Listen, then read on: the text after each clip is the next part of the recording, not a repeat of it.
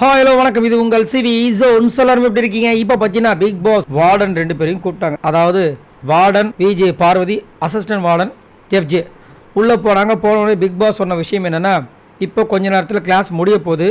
முடிஞ்ச உடனே ஸ்டூடெண்ட்ஸ் வருவாங்க.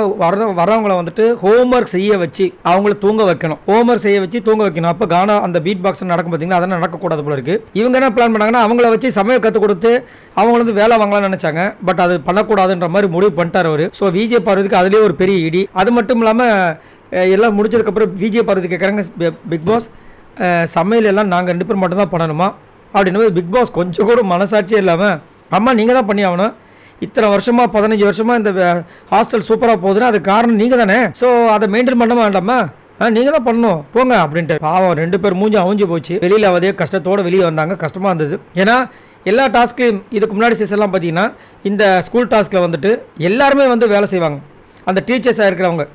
ஆனால் இந்த இதில் ஏன் இந்த அளவுக்கு வந்துட்டு ஒரு பழிவாங்கிற மாதிரியே ஒரு விஷயத்தை வந்துட்டு விஜே பார்வதி மேலே பிக் பாஸ் பண்ணுறாருன்னு சத்தியமாக புரியல. அதுலேயும் வந்துட்டு கொஞ்சோண்டு வந்து ஹெல்ப் பண்ணுறதுக்கு கனி வந்தாங்க.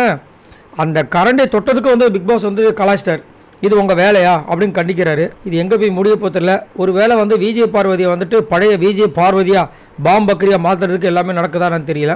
நடந்து அவங்க வந்துட்டு திட்டு வாங்கி இந்த பிக் பாஸ் விட்டு வெளியே அனுப்புறதுக்கு பிளான் பண்ணுறாங்க. ஏன்னா பெரும்பாலும் எப்பயுமே விஜய் டிவி ஸ்டார்ஸ் தான் வந்துட்டு மேக்ஸிமம் அந்த டாப் 5 வருவாங்க. இப்போ பார்த்தீங்கன்னா உள்ளே வந்து விஜய் டிவி ஸ்டார்ஸ் எக்கச்சக்கமான பேர் இருக்காங்க. அப்படின்னு இருக்கும்போது இவங்களை வந்துட்டு வெளியே அனுப்பினா தான் அது நடக்கும்னு சொல்லிட்டு இந்த மாதிரி சம்பவங்கள்லாம் நடக்கான்னு தெரியல. சரி, இதை பற்றி உங்களோட கருத்துக்களை சொல்லுங்கள். பாய் நண்பர்களே.